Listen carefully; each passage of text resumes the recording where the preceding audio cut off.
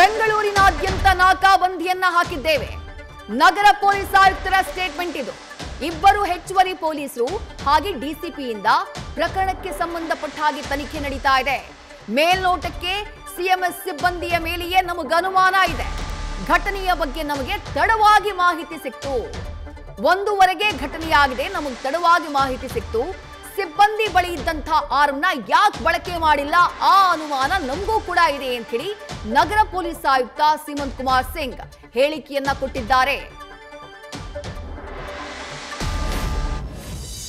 ಇವತ್ತು ಮಧ್ಯಾಹ್ನ ನಮ್ಮ ಸೌತ್ ಡಿವಿಷನ್ ಅಲ್ಲಿ JP ನಗರ್, ಸಿದ್ದಾಪುರ ಮತ್ತು ಸುದ್ಗಂಟಪಾಳ್ಯ ಬೇರೆ ಬೇರೆ ಕಡೆಯಿಂದ ಮಾಹಿತಿ ಬಂತು.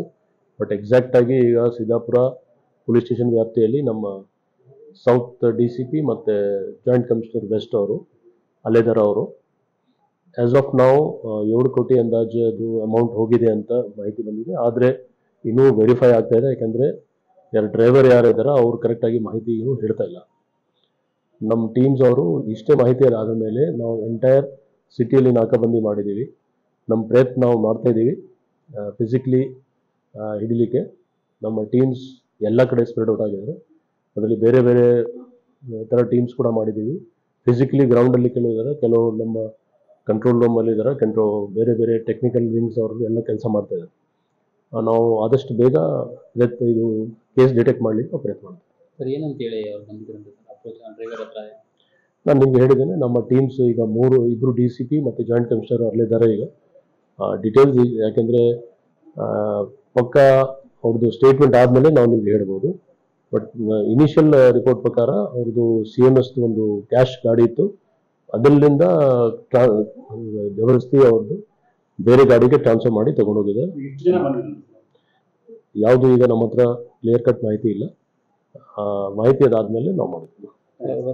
ಭದ್ರತಾ ಸಿಬ್ಬಂದಿ ಅವರು ಆರ್ಮ್ಸ್ ಎಲ್ಲ ಇರುತ್ತಲ್ಲ, ಅದನ್ನೇ ಎಲ್ಲ ವೆರಿಫೈ ಮಾಡಬೇಕು. ಈಗ ಎಷ್ಟು ಜನ ಭದ್ರತೆ ಅವರಿದ್ರು, ಏನು ವೆಪನ್ಸ್ ಇತ್ತು, ಯಾಕೆ ಅವರು ವೆಪನ್ ಯೂಸ್ ಮಾಡಲಿಲ್ಲ, ಮತ್ತು ತಕ್ಷಣ ಮಾಹಿತಿ ಕೂಡ ಕೊಟ್ಟಿಲ್ಲ.